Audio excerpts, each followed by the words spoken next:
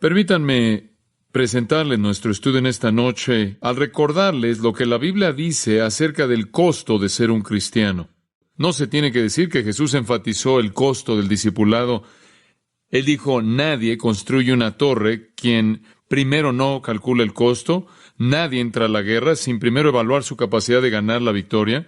Él dijo en Mateo capítulo 10, el que ama a padre o madre más que a mí no es digno de mí. El que ama a hijo o hija más que a mí no es digno de mí. Y el que no toma su cruz y viene en pos de mí no es digno de mí. Indicando de manera clara que hay de manera definitiva un costo.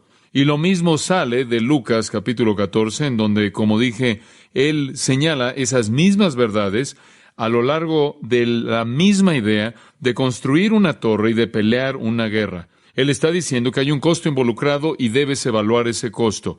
Cuando te conviertes en cristiano y te involucras en la experiencia cristiana y la vida cristiana, entiendes que hay ciertos costos, hay ciertos sacrificios, hay ciertas cosas que se demanda que le des la espalda a ello, que te rehúses a estar involucrado con ello. El gran énfasis en muchas maneras del Nuevo Testamento es el costo del discipulado, el costo de seguir a Jesucristo. Pero el gran énfasis de nuestro texto actual, y creo que es un gozo muy especial para nuestros corazones, es que no es un texto acerca del costo. No tiene que ver con lo que cuesta ser un cristiano, si puedo invertir eso. Tiene que ver con lo que paga, lo que paga. Ahora estamos hablando de dividendo, estamos hablando de recompensa. Ahora estamos hablando de tesoro, ahora estamos hablando de riquezas. Ahora estamos hablando de lo que recibimos, no de lo que damos. Lo que poseemos, no de lo que eliminamos. Las grandes riquezas espirituales que son la posesión atesorada de todos los verdaderos creyentes. Y estamos enfocándonos en privilegio espiritual. ¿Qué paga? ¿Qué beneficio me da? ¿Cuáles son las posesiones que vienen a mi vida como realidad debido a mi relación con Jesucristo? Y quiero decir esto, no es un tema raro en el Nuevo Testamento. Ciertamente a lo largo del Nuevo Testamento hay un gran énfasis en esto. En Romanos 9:23 dice que Dios quiso demostrar su ira y dar a conocer su poder, y de esta manera ha soportado con mucha paciencia los vasos de ira preparados para destrucción. Y después en el versículo 23 Él dice que lo hizo para dar a conocer las riquezas de su gloria en los vasos de misericordia, los cuales Él preparó de antemano para gloria. Dios entonces, queriendo derramar en nosotros, los que somos sus vasos de misericordia, las riquezas de su gloria, y después enfatiza, claro, las riquezas de ser un cristiano. En el capítulo 11 de Romanos, en el versículo 12, dice que hay riquezas para las naciones, riquezas en Cristo. Esas no son solo futuras, son inclusive presentes, actuales. En Romanos 11, versículo 33, oh profundidad de las riquezas, los recursos ilimitados, tanto de la sabiduría como del conocimiento de Dios. Y entonces este asunto de riquezas es un tema constante. Inclusive usted lo encuentra en Efesios capítulo 1, versículo 8, donde dice, las riquezas de su gracia, las cuales Él derramó en todos nosotros. No derramará, no dará, sino que ha dado, ya lo entregó. En Cristo somos hechos ricos. En el 2:7 Él nos muestra las riquezas impresionantes de su gracia en bondad hacia nosotros en Cristo Jesús. En el capítulo 3, versículo 8 dice que nosotros, los que hemos recibido el Evangelio, hemos recibido aquello que fue predicado, esto es, las riquezas inescrutables de Cristo. Después, en el versículo 16, que Él os dé, según las riquezas de su gloria, Filipenses 4:19, mi Dios pues suplirá todo lo que os falta conforme a sus, ¿qué? Sus riquezas. Entonces hay mucho en el Nuevo Testamento y realmente únicamente hemos señalado unas cuantas escrituras acerca de las riquezas que poseemos, lo que es nuestro, lo que la vida cristiana paga, no lo que cuesta. Y todos nosotros, ciertamente, al estudiar esta porción en particular, debemos estar llenos de gozo y llenos de gratitud conforme contemplamos estas cosas. Ahora, permítame llevarlo de regreso al versículo 4 y recordarle que todo comenzó con la frase viniendo a Él, acercándose a Él. Es en acercarnos a Cristo que somos hechos ricos. Es en acercarnos a Cristo que todo el privilegio espiritual se vuelve nuestro. Somos bendecidos con toda bendición espiritual en los lugares celestiales. Y recuerdo vívidamente también las palabras de Romanos capítulo 2, versículo 4. ¿O menospreciáis las riquezas de su benignidad? Digo, al venir a Él debemos pensar mucho y profundamente y ampliamente acerca de las riquezas de su bondad concedidas a nosotros. Entonces, con eso, en el versículo 4, Pedro nos introduce a unos cuantos privilegios espirituales enormes. Y les he estado diciendo, es como un caleidoscopio. Continúa volteándolo y cada vez que usted lo voltea, le muestra un rearreglo de las mismas joyas, grandes joyas espirituales, para formar una imagen hermosa que no es vista en cada arreglo y es única en cada caso. En primer lugar, señalamos que uno de los privilegios es unión con Cristo, unión con nuestro Señor en el versículo 5. Segundo, acceso a nuestro Señor en el versículo 5. Y señalamos ahí que como piedras vivas estamos siendo edificadas, esa es la unión. Y después somos un sacerdocio santo que fue establecido para ofrecer sacrificios espirituales, ese es el acceso. Y después, en tercer lugar, el tercero de los privilegios espirituales, seguridad de nuestro Señor. El versículo 6 dice que el que cree en Él no será decepcionado. Él nunca nos fallará, estamos seguros en Él. Después, en cuarto lugar, afecto hacia nuestro Señor. Versículo 7, este valor preciado o este valor inestimable, entonces, es para aquellos de ustedes que creen. ¿Qué quiso decir? Cristo es precioso a aquellos que creen. De hecho, la mejor manera, creo yo, en la que debemos traducir el griego es aquellos de ustedes que creen, Él es precioso. Entonces tenemos el privilegio de unión, acceso, seguridad y afecto. Se nos concede el gran privilegio de amar al Señor Jesucristo, como Pedro lo expresa, a quien, sin haber visto, lo aman. Y se nos ha concedido ese gran privilegio por la bondad y la gracia de Dios. De hecho, en Efesios 6:24 dice, gracia sea con todos aquellos que aman a nuestro Señor Jesucristo con amor incorruptible. ¡Qué privilegio! Y le presenté la pregunta en la última ocasión y la vuelvo a presentar. ¿Hay algo más gozoso como el gozo del amor? ¿Hay alguna emoción tan satisfactoria como el amor? ¿Tan emocionante como el amor? Y después, cuán maravilloso es que se nos dé el privilegio de amar al Señor Jesucristo. Pedro dice en los versículos 7 y 8 que la piedra angular, a quien el mundo rechaza, nosotros la adoramos. Él es precioso para nosotros. Para aquellos que no creen, la piedra que desecharon los edificadores, esta se volvió la piedra angular misma, y aquellos una piedra de ofensa y una roca de ofensa, y debido a la desobediencia, literalmente son destinados a la condenación y aplastados por esa misma piedra que ellos rechazan. Pero por otro lado, tenemos este privilegio increíble, inmerecido, de ser amados por el Señor y de amarlo a Él como algo que corresponde a Él. Y entonces tenemos afecto en nuestro Señor. Afecto es uno de los grandes privilegios espirituales.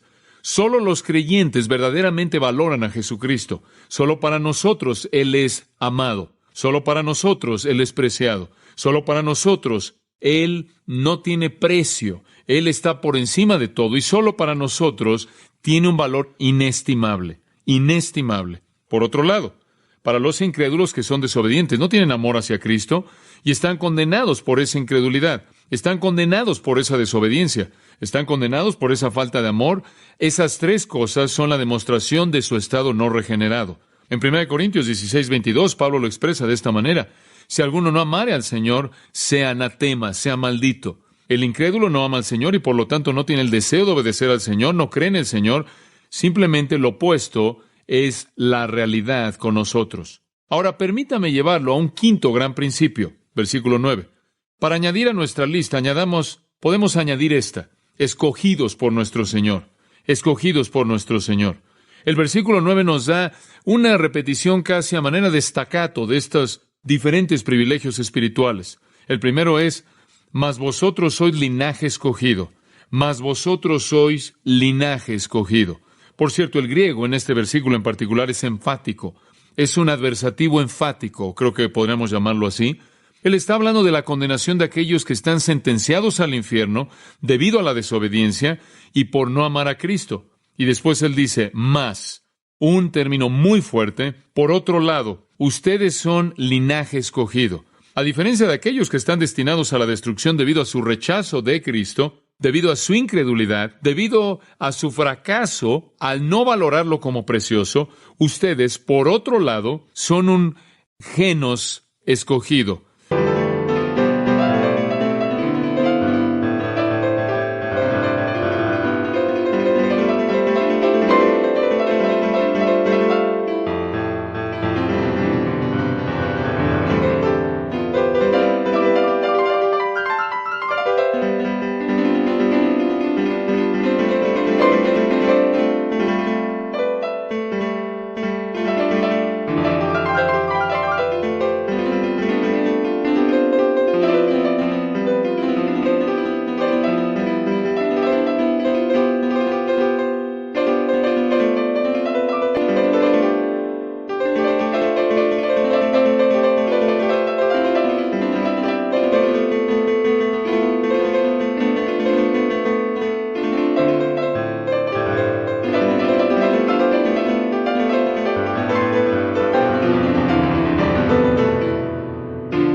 Una raza escogida, linaje escogido. Somos una raza elegida viniendo de una fuente especial, esta es Dios.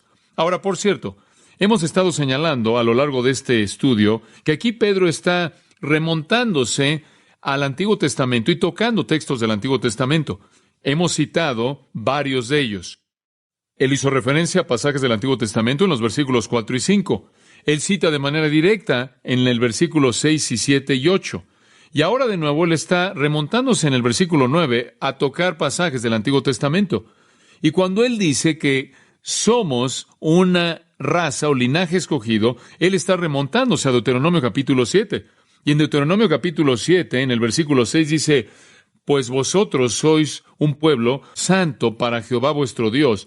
Jehová vuestro Dios os ha escogido para que seáis un pueblo de posesión suya, de todos los pueblos que están sobre la faz de la tierra. El Señor no los amó ni los escogió porque eran más en número que cualquiera de las otras naciones, porque eran las más pequeñas, eran la más pequeña de todos los pueblos, sino porque el Señor os amó y guardó el juramento que Él os juró a vuestros padres. El Señor los sacó por brazo fuerte y los redimió de la casa de esclavitud, de la mano de Faraón, rey de Egipto. Sabed, pues, que el Señor vuestro Dios, Él es Dios. Y entonces aquí encontramos, regresando hasta Deuteronomio 7, que a Israel se le dice que son escogidos por Dios. Y es ese texto, sin duda alguna, lo que está en la mente de Pedro conforme él escribe estos versículos. Él está viendo la iglesia ahora, la comunidad redimida de Dios como escogida, así como Israel en la antigüedad había sido escogido por Dios para cumplir un propósito especial dentro de su plan. En Isaías, quiero llevarlo a otro pasaje del Antiguo Testamento que puede ser comparado. Isaías, capítulo 43, versículo 21. Vuelve a decir de Israel, el pueblo a quien yo formé para mí mismo, el pueblo a quien yo formé para mí mismo. Dios identifica a su pueblo Israel como un pueblo escogido. De hecho, esa ha sido la credencial que han tenido a lo largo de los años. Ese ha sido el título por el que se les identifica. Han sido conocidos como el pueblo escogido. Pero ahora hay una nueva raza escogida, una genos escogida, un pueblo que ha salido de la vida, que ha salido a partir de la fuente de vida de Dios mismo, habiendo sido escogidos por Dios. Ahora regrese a 1 de Pedro capítulo 1 por un momento y recuerde el versículo 1 y 2. Al final del versículo 1, habiendo identificado a los expatriados que están dispersados ahí en el Ponto, Galacia, Capadocia, Asia y Bitinia, él dice de ellos, estos cristianos, que son elegidos según la presciencia de Dios Padre por la obra santificadora del Espíritu, y aquí él dice que los creyentes son escogidos por Dios. Este es el privilegio más increíble de todos, y usted debe celebrarlo en su plenitud. Usted va a ver que es a partir de ser escogido que todos los demás privilegios fluyen. Usted fue escogido, y eso se repite una y otra vez en las Escrituras. Y simplemente quiero presentárselo brevemente para cimentarlo en su pensamiento. Simplemente escuche, y no trate de escribir estas cosas. Simplemente escuche la repetición de palabras que salen de las Escrituras repitiendo esta gran verdad. Una y otra vez leemos que hemos sido escogidos por Dios. Juan 15:16. No me elegisteis vosotros a mí, sino que yo os elegí a vosotros. Hechos 13:48. Y cuando los gentiles oyeron esto, comenzaron a regocijarse y a glorificar la palabra del Señor, y creyeron todos los que estaban ordenados para vida eterna. ¿Quién los ordenó para vida eterna y por eso creyeron? Dios los ordenó para vida eterna. En Romanos capítulo 9, y estos no son todos los versículos, simplemente para darle una idea de la manera en la que las Escrituras lo manejan. Dice en Romanos capítulo 9, versículo 13, a Jacob amé, mas Esaú aborrecí. ¿Qué pues diremos? ¿Que hay injusticia en Dios? De ninguna manera. Porque a Moisés dice, tendré misericordia de quien yo tenga misericordia, y me compadeceré del que yo me compadezca. Así que no depende del que quiere, ni del que corre, sino de Dios que tiene misericordia. Romanos capítulo 11, versículo 5. De la misma manera, en la actualidad, ha llegado a haber un remanente según la elección de gracia de Dios. Primera de Corintios, capítulo 1, versículo 9. Fiel es Dios, por quien fuisteis llamados a la comunión con su Hijo. Ustedes fueron...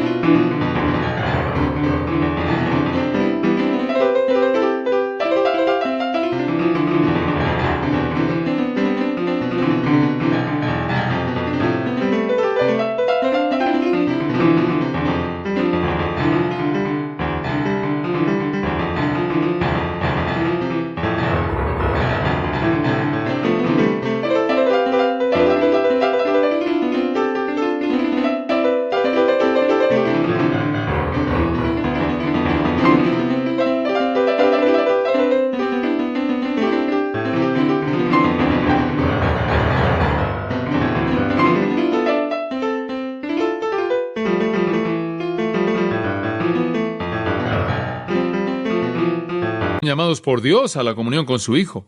Efesios capítulo 1, versículo 3. Bendito sea el Dios y Padre de nuestro Señor Jesucristo, quien nos bendijo con toda bendición espiritual en los lugares celestiales en Cristo, según nos escogió en Él desde antes de la fundación del mundo. Él nos predestinó para ser adoptados hijos suyos a través de Jesucristo para sí mismo. Primera de Tesalonicenses capítulo 1, versículo 4. Sabiendo, hermanos, amados de Dios, su elección de vosotros. Segunda de Tesalonicenses, capítulo 2, versículo 13. Pero nosotros siempre debemos dar gracias a Dios por vosotros, hermanos, amados por el Señor, porque Dios os ha escogido desde el principio para salvación. No podría ser más claro que eso. Dios lo ha escogido. Segunda de Timoteo, capítulo 1, versículo 9. Quien nos salvó y nos llamó con llamamiento santo, no según nuestras obras, sino según el propósito suyo y gracia que nos fueron concedidos en Cristo Jesús desde toda la eternidad. Capítulo 2, versículo 10. Por esta razón todo lo soporto por causa de los que son escogidos, para que ellos también puedan obtener la salvación que es en Cristo Jesús. Usted llega brincándonos otras escrituras a ecos conocidos en el libro de Apocalipsis. Escucha Apocalipsis capítulo 13, versículo 8. Y la adoraron todos los moradores de la tierra, cuyos nombres no estaban escritos en el libro de la vida del Cordero que fue inmolado desde el principio del mundo. Los nombres de los escogidos escritos en el libro de la vida del Cordero desde la fundación del mundo. Dios nos escogió en la eternidad, nos escogió antes de que el mundo comenzara, y lo repite en Apocalipsis 17, versículo 8, y Apocalipsis 20, versículo 15, y el que no se halló inscrito en el libro de la vida fue lanzado al lago de fuego. ¿Y cuándo fueron escritos los nombres? Antes de la fundación del mundo. Y entonces, una y otra vez, el testimonio de las Escrituras es que fuimos elegidos antes de la fundación del mundo en Cristo por Dios. ¿Por qué? ¿Porque éramos maravillosos? No, porque Él soberanamente determinó amarnos para sus propios propósitos santos, los cuales nosotros quizás nunca entenderemos de manera plena. Dice usted, bueno, ¿No lo hizo Él por preconocimiento? ¿Acaso no dice en 1 Pedro 1:2, según el preconocimiento de la presciencia de Dios? Sí lo hace. La pregunta es, ¿qué significa eso?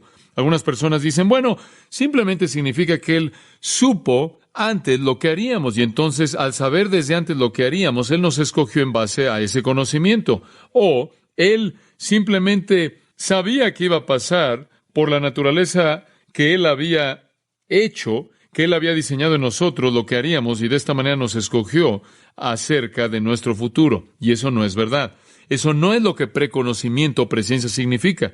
Preconocimiento es una decisión deliberada. De hecho, en ciertas maneras es una traducción desafortunada.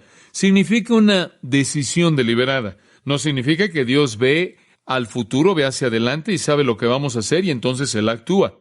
El versículo más importante que vimos está aquí en 1 Pedro 2:6, en donde dice, «He aquí, pongo en Sión la principal piedra del ángulo, escogida, y hemos sido elegidos, predestinados de la misma manera en la que Cristo fue elegido por Dios para cumplir con un propósito santo».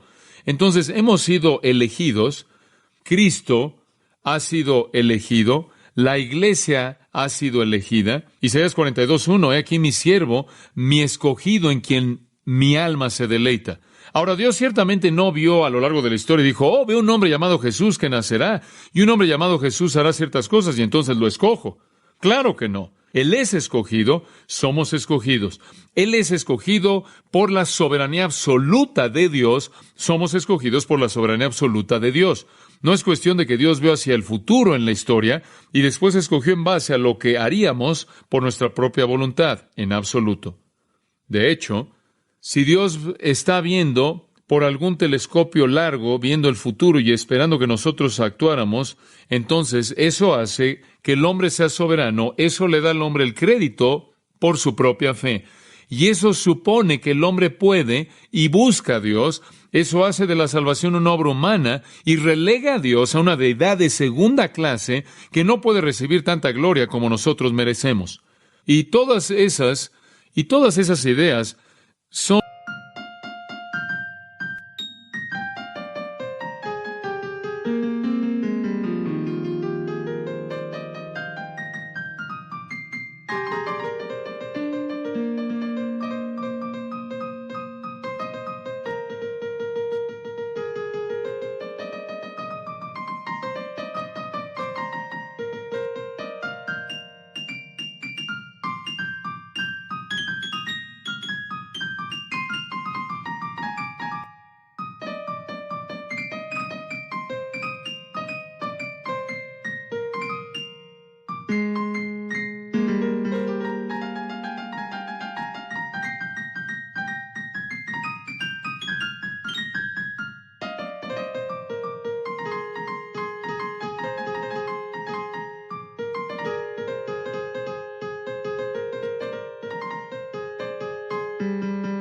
violentamente contrarias, son contrarias de manera violenta a todo lo que las Escrituras enseñan. Las Escrituras enseñan que Dios es soberano, no el hombre, que el hombre no puede recibir crédito alguno por creer, que el hombre no busca ni quiere buscar a Dios, que la salvación no es una obra humana en absoluta y que Dios nunca es víctima de las decisiones de los hombres. Él es soberano, nosotros escogidos. Jeremías fue escogido desde antes de que él naciera, ahí en el vientre de su madre, y entonces hemos sido escogidos igual. Ese gran privilegio espiritual no es un privilegio que nos deja aturdidos. Dices, bueno, ¿quieres decir que yo soy cristiano porque Dios me escogió desde antes de la fundación del mundo? Sí. Y esa decisión de salvación fue activada cuando el Espíritu de Dios se movió en su corazón para que usted creyera. El hecho de que usted sea escogido no se vuelve una realidad sin su fe, pero eso también es la obra del Espíritu. Y este privilegio espiritual en particular es la verdad que aplasta como ninguna otra nuestro orgullo en las Escrituras. Destruye nuestro orgullo, nos aplasta porque nada en nuestra salvación tiene nada que ver con nosotros. Fuimos movidos por el poder de Dios habiendo sido escogidos. Es la doctrina que aplasta como ninguna otra en las Escrituras nuestro orgullo. En segundo lugar, es la doctrina que exalta más a Dios porque todo es de Dios. Todo de Dios. Todo es de Dios. En tercer lugar, Es la doctrina que promueve como ninguna otra la santidad. ¿Por qué? Porque debemos estar tan agradecidos que viviremos para Él, por Él, a cualquier precio. Debemos estar tan agradecidos que debe consumirnos con una pasión por la obediencia. Además, la doctrina de la decisión soberana de Dios debe ser la doctrina que más fortaleza nos da. ¿Por qué? Porque debe traer paz a toda situación. Sabemos que somos los elegidos de Dios. Esa elección es eterna, esa elección es inequívoca, no puede cambiar, no puede ser alterada, y eso debe traer paz a toda situación. Y francamente, no solo es la doctrina que más aplasta nuestro orgullo y que más exalta a Dios y que más promueve la santidad y que más fortaleza da, sino que también es el privilegio espiritual que más gozo produce. ¿Por qué? Porque es la única esperanza para pecadores miserables. Y si estoy agradecido por cualquier cosa, sobre cualquier otra cosa estoy agradecido porque Dios me eligió, ¿usted no? Y entonces, ser escogido por Dios, escogido por nuestro Señor, qué privilegio espiritual, qué privilegio espiritual. Una más. Conforme continuamos viendo nuestros privilegios espirituales, Pedro escoge otro privilegio del Antiguo Testamento. Él no solo dice, mas vosotros sois linaje escogido, versículo 9, sino real sacerdocio. Real sacerdocio. El énfasis aquí está en el real. El sacerdocio ya ha sido explicado en el versículo 5. Entramos a eso en gran detalle. Pero aquí él está hablando de un sacerdocio real. Esto es realmente único. Sacerdotes son una cosa, reyes otra cosa. Combinar los dos es algo sorprendente. ¡Qué privilegio espiritual! Pero él tomó esto de Éxodo capítulo 19, versículo 6. Y vosotros me seréis un reino de sacerdotes, se le dice a Israel. Ustedes me serán un reino de sacerdotes, sacerdotes reales. El hecho es que, esto es realmente triste, el hecho es que Israel perdió ese privilegio.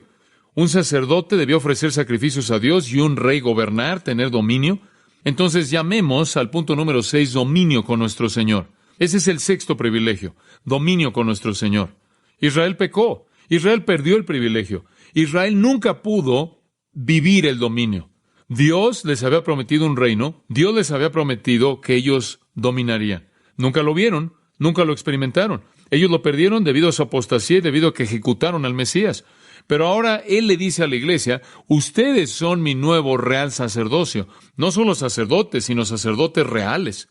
Ahora, ¿qué significa eso? Bueno, podría significar dos cosas. Un sacerdocio pertenecía al rey y estaba al servicio del rey, y entonces sería un sacerdocio real, uno que servía al rey. Pero es más que eso. Es eso, pero hay un segundo pensamiento aquí. Un real sacerdocio no solo sería un sacerdocio que le pertenecía al rey y le servía al rey, sino en segundo lugar, sería un sacerdocio que ejercía dominio y gobernaba. No solo servimos a un rey, reinamos con el rey. Somos un real sacerdocio porque somos los sacerdotes del rey, y somos un real sacerdocio porque, como sacerdotes, gobernamos con el rey. Esto es maravilloso. De hecho, me gusta traducirlo, una casa real de sacerdotes. Esa es la idea. Una casa real de sacerdotes. ¡Qué gran privilegio!